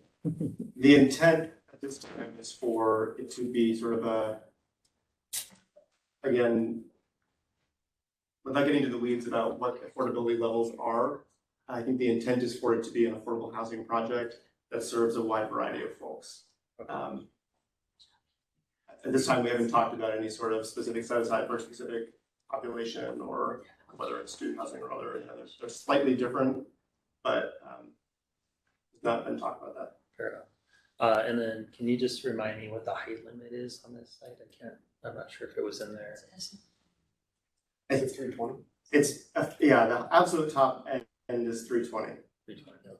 But you're limited by FAR, but affordable housing is not FAR restrained, is that right? So There are bonuses for affordable housing that would allow the FAR to go higher, but not to 320 feet. About the range that we were talking about. I think Eddie calculated that's 22 to 25 feet would be the maximum height of a high rise there, although there are other factors that might make it more 17 or 18, as you guys alluded to. 22 to 25 stories, you mean? Yeah, is that right, Eddie? Yeah, there's no real way of getting to. I wouldn't expect 30. 20. I was just curious what so there's a lot of height still there. Okay. Yeah. That's it for my questions for now. Okay, that's fine. We'll just keep going. So Matt. One clarifying question. It looks like the alley to be vacated in proposals about 1,150 square feet, and the realigned area is larger, maybe 20% larger, something like that. Is the realigned area actually going to be an alley, or is it private drive underneath the building? You know what I mean? Are we trading alley space, just moving it, or are we giving it up? It is a great question. You're nodding here, Jeremy. We haven't decided. I mean, I think we haven't had a detailed conversation about whether this is an easement situation. But I think our expectation is that there is a public access right there. I think there could be a situation in which Sound Transit retaining not Sound Transit, but the developer retaining the ownership, but having an easement could be advantageous. Thinking about FAR, thinking about some of the development regulations, but ultimately, I think the intent is that there's a public access right there. Yeah. Not just a drive for the. Okay, and just follow up, is a concept, I know it's just a study, that the development could extend over the realigned area, obviously be a tall height for tall vehicles, or is it open to the sky with a little tiny, 22-foot wide building to the north?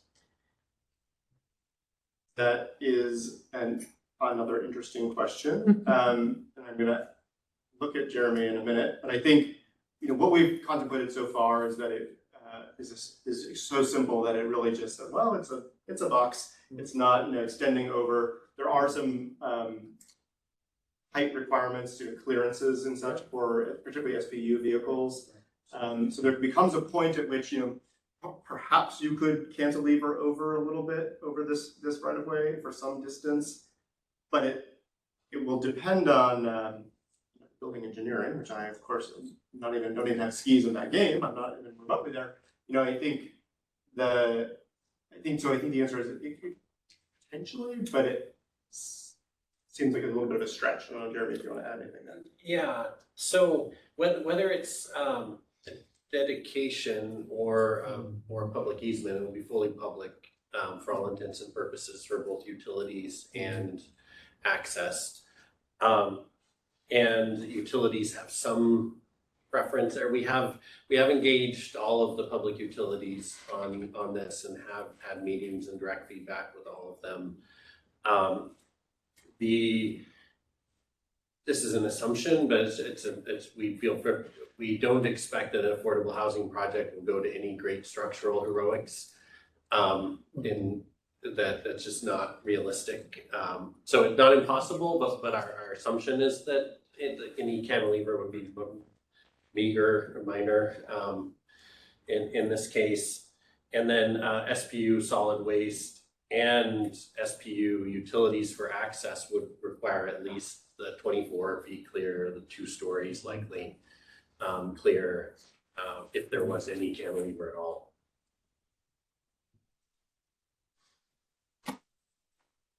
Is it? So Adam? Yeah. Okay. So my first question will take on the Matt's excellent question about the alley or whether it is an alley or not. So my question is about trip generation. So there won't be parking. It's not required by code, correct? Because it's affordable housing. So there's trip generation into the site, and then there's trip generation for the whole block, because there's a lot going on at that block. So question A is, what do you anticipate the trip generation being just for your site alone? It's mostly service vehicles, I would presume, but what have you calculated? Almost entirely service vehicles, up to 3. We're anticipating for projects of this size. Obviously, there's a considerable range on there, but we would anticipate about 3 mail delivery trips a day, and then solid waste collection during the week. That the connection to 11th almost entirely is just for the benefit of back of house maintenance, SBU uses. Big kind of, it's sort of a short circuit in the usual considerations is the fact that when the workforce housing was created on the east half of the block north of us, by city policy, the alley through the Sound Transit site is actually considered unimproved. So even though you can go drive on it now, it actually meets the definitions of an unimproved alley. And so SDCI permitted the Bridges project to construct that access to 11th that normally wouldn't have been permitted. And their garage is directly on that access. And so regardless of what we do, virtually 100% of their traffic is going to continue to use that direct access to 11th. And then the, as proposed, right now the 1X towers have their garage entry at the north end of the alley. And then another big kind of game changer here from normal considerations is majority of the traffic to and from this block is coming to and from I-5. Like that's the predominant movement in both directions. And but there is no left turn from 45th onto 11th. That's prohibited. And so you're right, and us and SDOT were very focused on the potential for automobile and bicycle, especially, but pedestrians certainly, but especially bicycle conflicts. That no left turn from 45th to 11th sure makes us feel better about the amount of conflicts that will result. So there are a few unusual things here that are working in our favor in terms of that cars are disincentivized from taking this entrance to the south. The other is the pedestrian use, like 2/3 of the way up the block, that pedestrians are actually encouraged to cross through the alley because the Bridges project predates like current SPU waste management policies. Their trash storage and collection occur in the alley. Their retail load and unload occur in the alley. So the alley actually sees frequent it sees intermittent blockage. So there's a number of factors discouraging cars from traversing that alley north to south. So that all feeds into our conclusion that it's important but a minor connection. Yeah, so I appreciate that, because that was kind of getting to my next question. That, I mean, the realignment area does connect to the existing alley.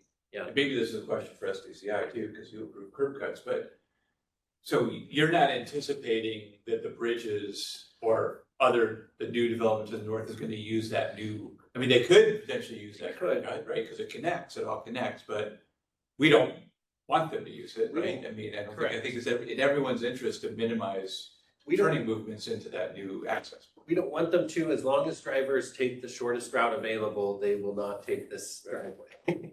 Are you concerned that they might use it?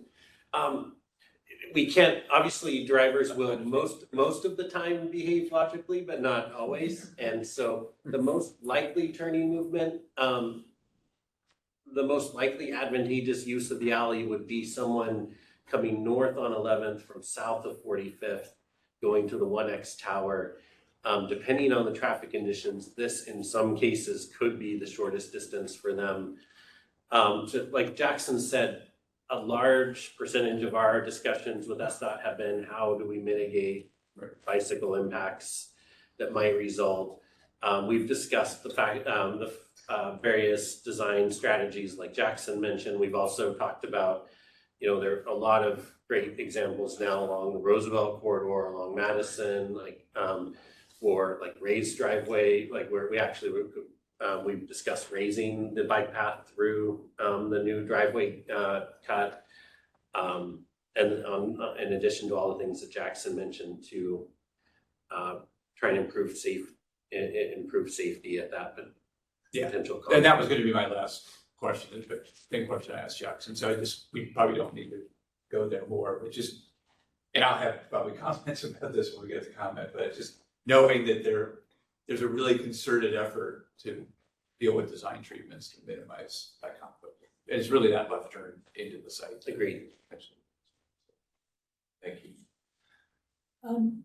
Does the Bridges garage only empty onto their driveway, or does it empty into the alleys? So there's a few, I don't know if you have the picture. If people on the screen will forgive me for pointing at, their garage actually is right here. So someone coming out of that garage can turn into the alley. It's an almost impossible movement to turn 180 from that garage to go up the alley. And so what it appears to us, and this is consistent with what their traffic engineer predicted, it appears to us that virtually 100% of their traffic goes from that garage to 11th.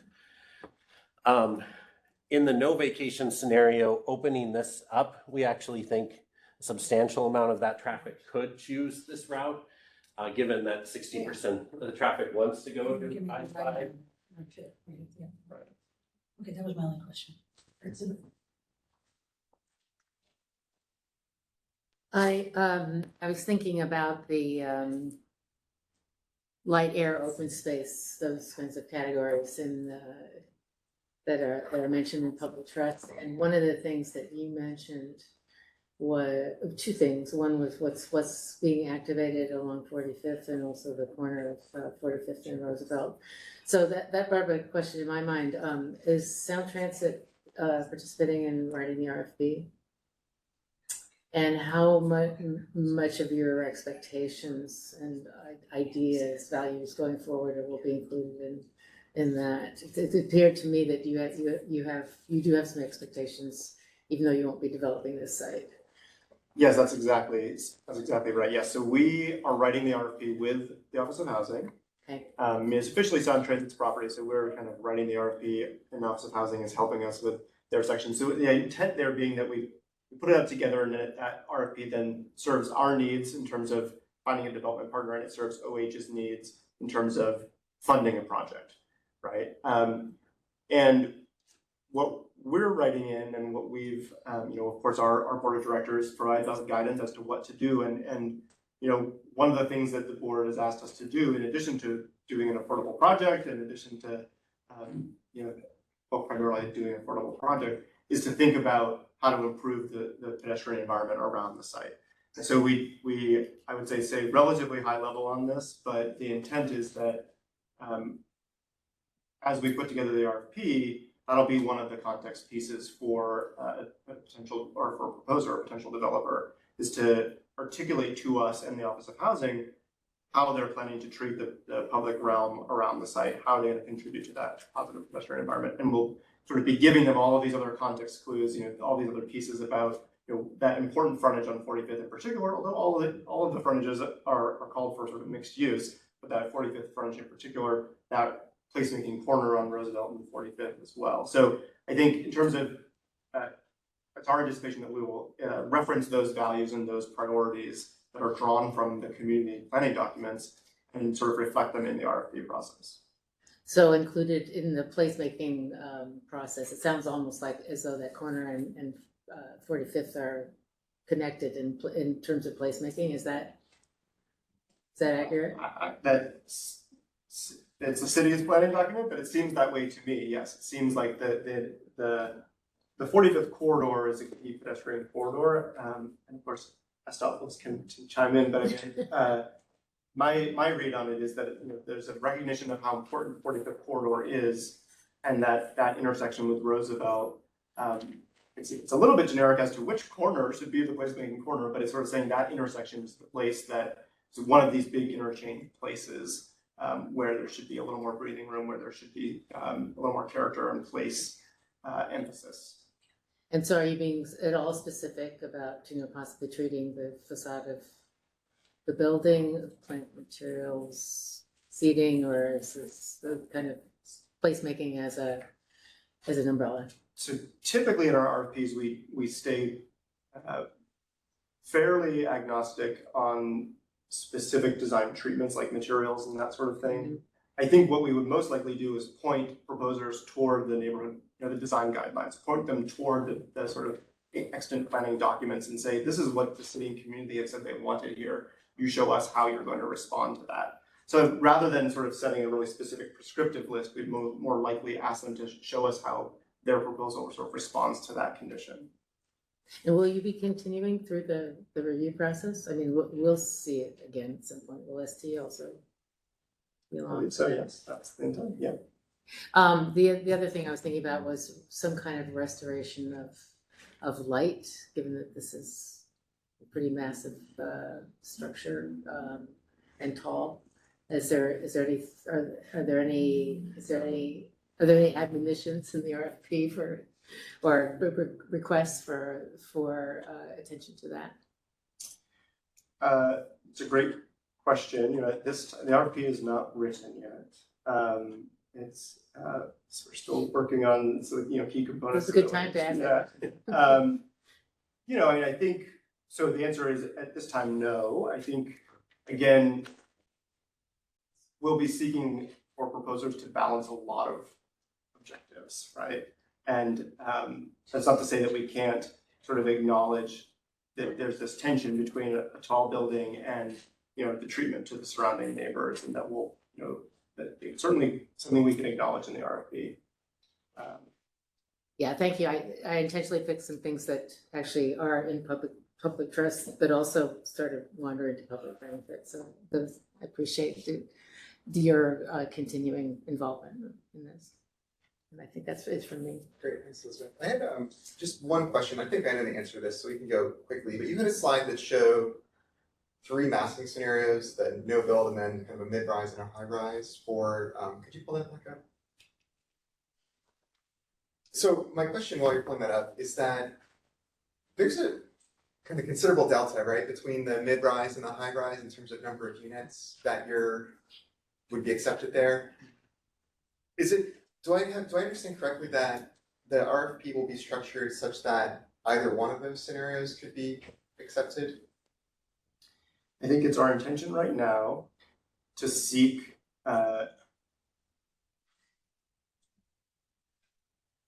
proposals that maximize the feasible density of the site.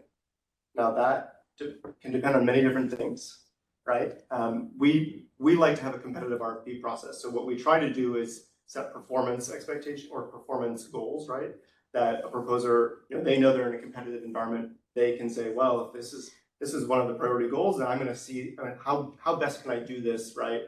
You understand that process. So I think the likely case is that, I think at least in our concept of it now, that we'd be setting a target, a sort of a hope, right? Rather than an absolute floor. And again, a lot of that comes down to how much resources available. You can imagine the affordable housing funding landscape is ever changing. And in some cases, as you may know, a high-rise building is considerably more expensive to build. And so we're trying to sort of thread a needle here where we say, we really would love this outcome. Show us how you can do it, while also not putting out an RFP that isn't achievable. So I think that's the line that we're trying to kind of thread to. Sure. Yeah. Well, I guess part of my question is, if you're not setting a kind of a minimum threshold, and whether it's 90 units or 150 units, is there a reason that you're requiring it to be 100% affordable, rather than, because on this mid-rise scenario, if you were to accept that, I could imagine there could still be market rate housing above it. Like, why are you limiting it to only affordable if you're not setting a minimum number of units? It's a great question. I think from the beginning, if we look back to our engagement work, right, I think what we heard really clearly from the community was a very, very strong preference for affordable housing and a desire to use this site to deliver affordable housing. We also know that we have, as you no doubt know, state statute and direction to pursue affordable housing as a public landowner. One of the tools that we have in this region to help facilitate affordable housing. So I think from our perspective, this is a high opportunity site that we don't get a lot of these sites, right? We collectively don't get a lot of sites that can accommodate high rise, that can accommodate affordable housing. So I think from a principles perspective, that's sort of how we've approached this. There's also some other sort of on the other side of things, some mechanics to the way affordable housing typically gets done. We just don't see a lot of mixing between affordable housing projects and market rate projects. It's not that it's impossible, but in terms of what the region is generally producing, it's just much more complicated the way those types of, there's essentially functions two different buildings. So you end up just making what's already complicated more complicated. So I think our expectation is that, and what we recommended to our board and what they directed us to pursue was a fully affordable project. And that sort of works well also with our partnership with OH. Yeah, fair enough. And then Cameron Mason joined the meeting from OH, so if there's anything he would want to say to that, I'm not sure. But Charles, is it Charles Mason? yeah. Charles Mason from the Office of Housing here. I think I don't have much to add to what Tim said. I mean, I think obviously it is the Office of Housing's intention to provide affordable housing kind of where and when we get the opportunity, is that is the office's goal. So I think we would greatly look forward to working with Sound Transit to ensure that we could provide as much affordable housing here as possible. great. Thank you. Okay, well, I think that does it for questions. So we're gonna move into deliberation now. So we're gonna start with the public trust deliberation. I'm gonna go kind of methodically through. The staff has prepared kind of detailed conditions for us here. So we'll start with circulation and access. And I guess we're gonna go commissioner by commissioner for each of these. So circulation and access, we'll keep it focused. And we'll start on this side of the room. Ben, did you have any comments or discussion on circulation and access or any edits to the condition? I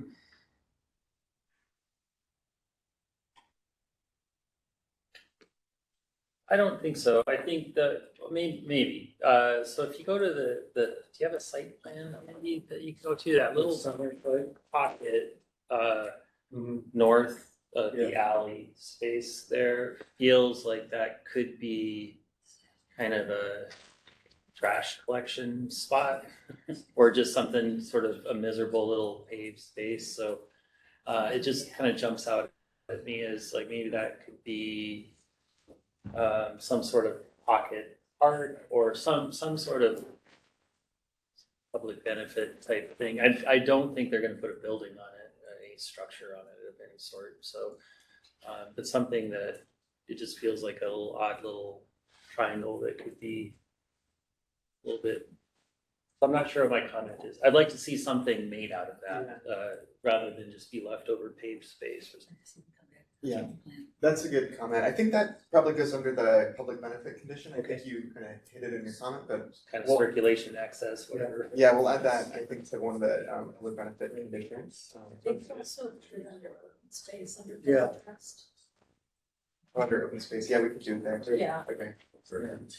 And then I think, site angles and stuff are all worked through in the process, so I don't have anything to add to that.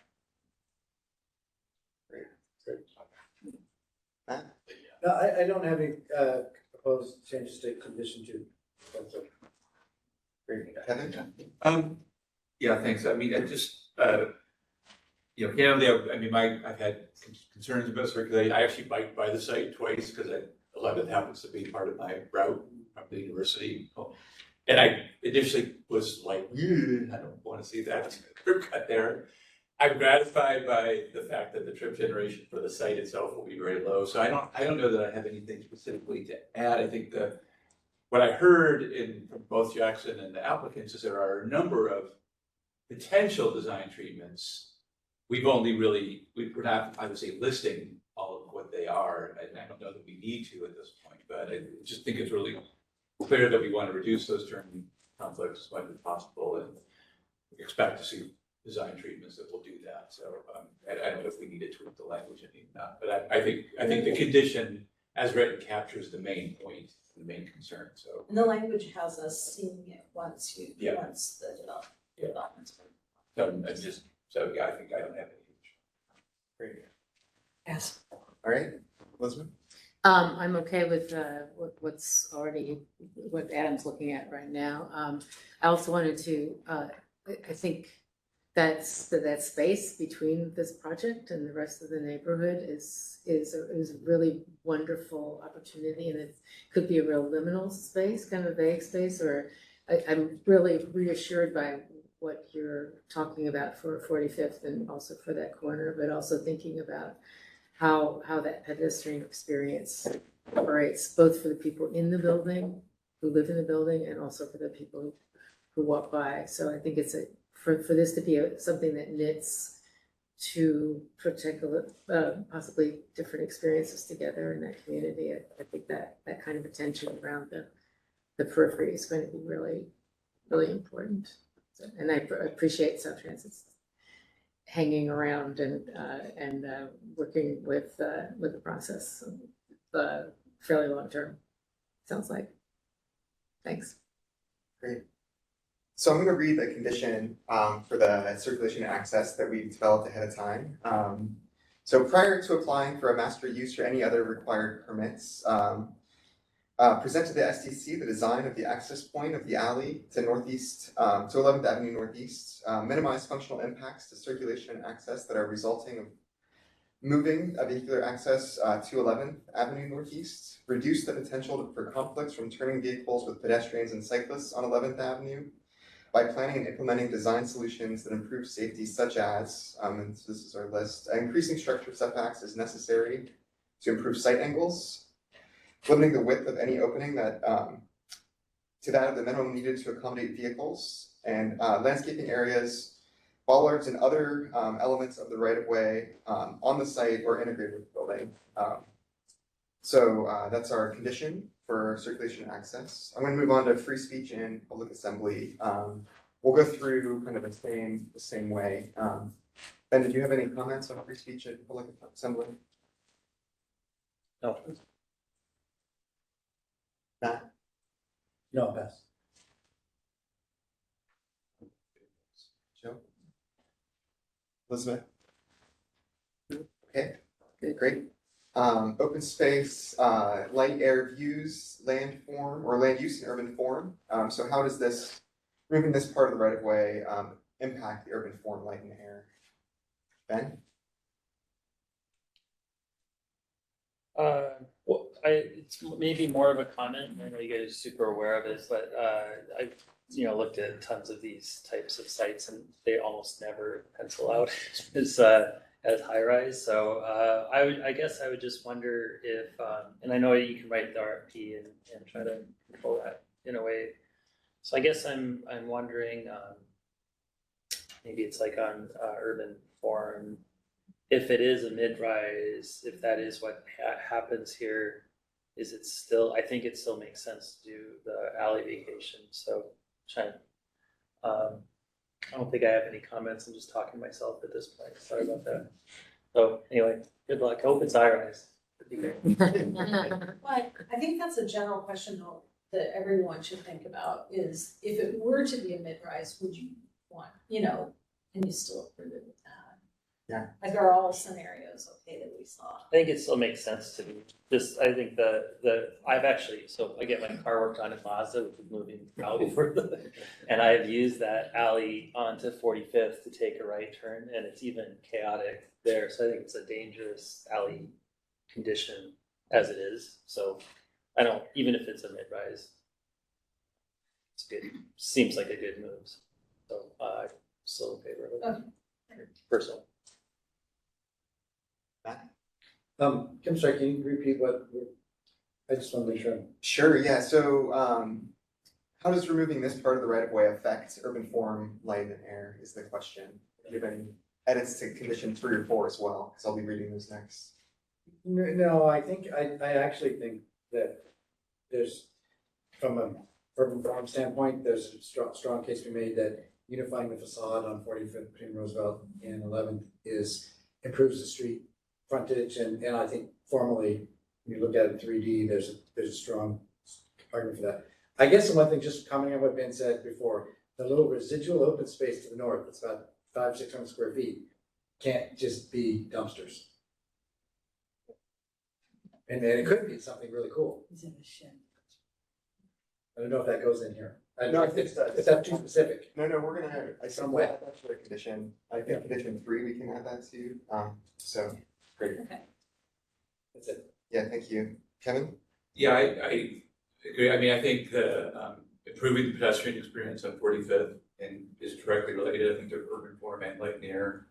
And when I saw that one high-rise massing diagram, I know it's just a massing diagram, but it was just like, so. But I think the conditions as written kind of capture anything that can be done to improve the facade and maybe set back the building a little bit. So I think I'm good with the conditions as written. Makes sense. Great. Joe, Elizabeth? Provided you're going on to condition 4, I'm fine with condition 3. Okay, yeah, but condition 4 as well. Do you have comments there? Yeah, I just wanted to, what I would say about that is the attention to the neighborhood desire for uses of the ground floor. I think is, I don't know if that ends up in the RFP, but it really responds to a lot of the urban form, light and air, open space, public trust, that kind of ethic that you've set up, I think. And just to clarify, I think we say 100% affordable, but when we say that, we do mean also a ground floor of active uses. So yes, Yeah. that's part of the intention. That's really important. Okay. Great, so so on this topic, on open space, light, air, views, land use and urban form, we had 2 conditions, and I'm gonna read those both off. So what we're calling condition 3, design the project to enhance the abutting and adjacent right-of-way to offset the loss of the alley, to address the impacts of the structure on Northeast 45th Street that will be longer due to the loss of the alley. The pedestrian access along Northeast 45th Street should be enhanced. Options to enhance the pedestrian experience along Northeast 45th Street could include installing ground floor windows that maximize visibility and transparency with operable windows when appropriate for uses within the building, provide increased building setbacks along Northeast 45th Street, planting areas on the site in the right-of-way designed for urban areas with elevated levels of pedestrian movement, designing and applying building materials that are at a pedestrian scale, installing street furniture that is designed for active movement along the street and as places of rest, designing and installing lighting for pedestrian movement to enhance building architecture, and really considering the remnant parcel north of the alley, vacation dogleg, as part of your public benefit strategy. Something we'd like to see. So that's condition 3, and then condition 4. Adam? Yeah. Can I comment on one of those? Sure. That, I find like the designing and applying building materials that are at a pedestrian scale, to me, as an architect, is super confusing, what that means, and can create a lot of confusion for the design team about what the heck that means. It's very arbitrary. So I don't know, Do you have language that you prefer to use there? I think what this is probably trying to get at is just the high quality and, varied materiality. So I would say that. Yeah. High quality and varied materiality is something that you can respond to versus just a pedestrian. I don't know what pedestrian building materials are particularly. Okay, great, good comment, thank you. Okay. All right. So condition 4 then, on public trust is, if any future structure is not subject to the city's design review program, which we assume this one may not, any new development should consider designs and features that implement guiding principles, urban design recommendations, and environmental sustainability goals in the 2013 University District Urban Design Framework. Applicable to this site could also include providing site or structure design features that enhance the corner of Northeast 45th Street and Roosevelt Way, which the team mentioned, distinguishing between the upper and lower floors of any structure over the base zoning height of 95 feet, providing street level uses that activate Northeast 45th Street along with structure or design features that accentuate any such uses, Designing any tower feature above 95 feet that reflects the existing and planned context of abutting and adjacent highway structures. And then Elizabeth added ground floor uses responsive to neighborhood planning goals. Yeah, I actually was attaching that to the next to last C bullet point, because I thought they were already doing that. I was in the wrong space and time. I mean, They I think already it's- have that going on, but if you want to be specific, that's Okay. great. Yeah, I think we got it. I think it's part of your planning. Okay. Yeah. Great. Okay. Marching right along here on our unusual public track. Okay, so on public benefit, so there is no public benefit proposed at this point. We've talked about a couple of ideas for public benefits, such as enhancements of Northeast 11th Street and sort of remnant parcel to uses, but there are obviously no public benefits proposed. So we do have a condition on the public benefit as well that I'm going to read out here, and then we can discuss if there are any changes. So condition 1 for public benefit.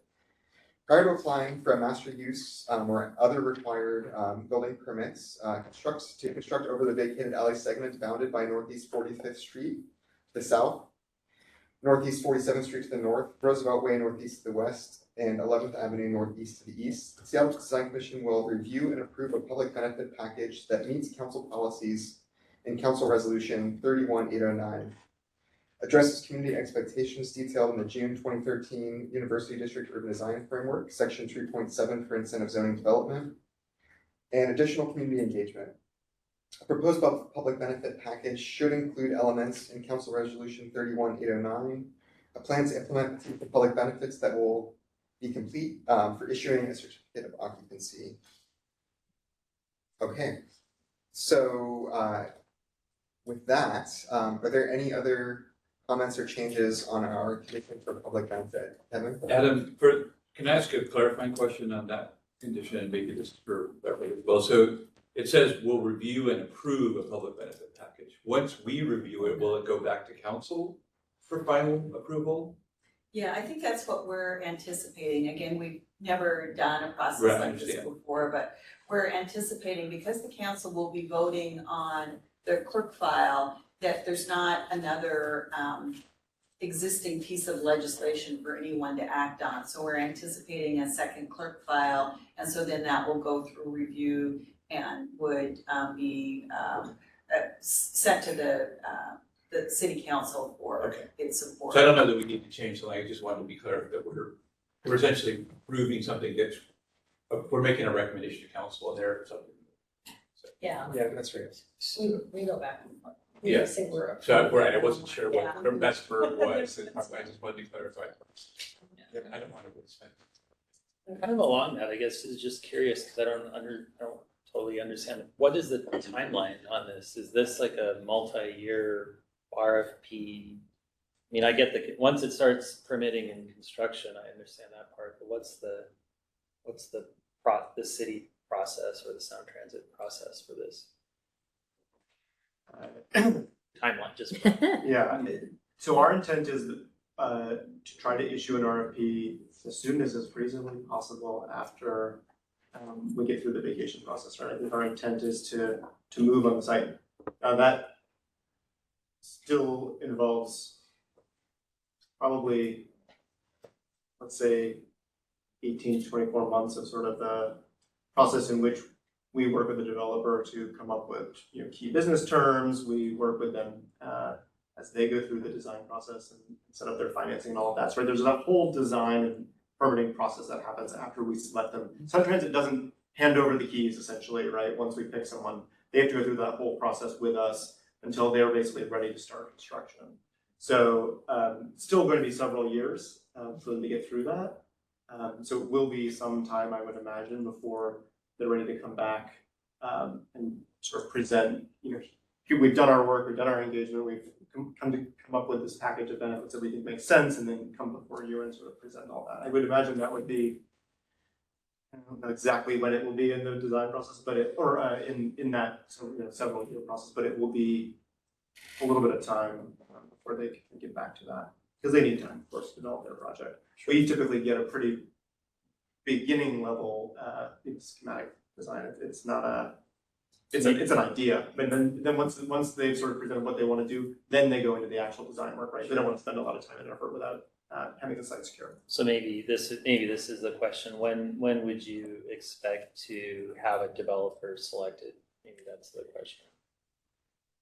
I think our hope is to have it in 2024. Question is, how quick does the RFP get out? It takes us, longer than it should, months, and probably 6-month process to kind of get through the release. Having time for them to respond, the evaluation process takes some time before we kind of get through that. So it'll be some time before we're sort of with some, selected somebody and ready to move forward. So if this is our last crack at commenting on this, I there's something else I do want to have a comment. I want to be clear, I'm prepared to vote for this. But I do want to say that this is a difficult process to bifurcate this, not like in love with it. And I'm hoping that in the future we can have this be as narrow and as rare as possible. I think just in sitting here, 2 or 3 things have come up that would easily, if we had left them open doors, that would be quite sticky. The leftover space, the notion of could you mix affordable with something else, some of the questions about permitting changes and things. I think all of what that proves as we've sat here and worked through this today is one, that someone has done some amazing staff work to make this even possible. Right? Okay, number one. And number two, let's try not to do this very often. So those are kind of my holistic comments about this process. I'll comment. I'm not totally agree with that. I think that's a great comment. One thing I would say about this process is it removes some of the risk from the developer because they understand what they're able to do and come back to us with hopefully a great solution that solves all these things. But if they had to invest in this and try to get there, especially for affordable housing, high rise, it's like a lot of obstacles. If I just kill it before it can get started. So let's only do it for things that are as important civically as affordable housing. Yeah, I would just echo that. And I mean, it's been the city's objective for 25 years to have TOD projects like this as part of San Jose. So there is a higher policy that I think we all support. I mean, again, the city council passed a resolution originally in 1998 about guidance for light rail. And I mean, so this is, it's old enough, I remember all this stuff every week. That said, this should not be a precedent for other projects. And I think the level to which we're recommending conditions, and I'm guessing the city will as well as part of your recommendation, is just based on we don't have a development project in front of us to review. So I think we're all hoping for a good outcome here, but a lot of this is sort of based on trust and faith that things are going to happen in a good way. That's not how we typically would do things. Great. All right, thank you, Kevin. Okay, well, we're about 10 minutes over, so I think we're going to move ahead on a vote here. So we'd really like to thank the team at Transit for their presentation.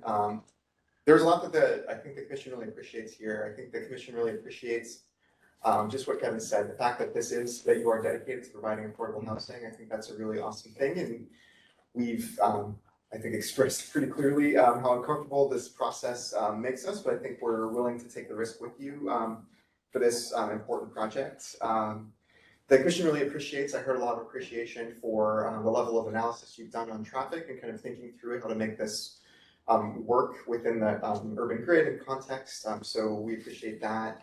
And I think the commission really appreciates, I think, this relationship with Sound Transit to provide this important resource. Moving forward with the action, the commission approves the 1000 Northeast 45th Street allocation with the 4 conditions that we discussed here today as amended by our group. So we added a couple additional thoughts there. So let's go around the table and state yes and no. We're not going to approve with the conditions as we discussed and amended here today. So we'll start over with you, Ben. Yes. Yes. Approved with conditions, yes. Approved. Yes. Approved, so that's unanimous approval. Thank you very much. Need a gavel to add There was one thing, it was one for years and somehow it just disappeared. So someone's running around with the gavel. Did you bring your gavel?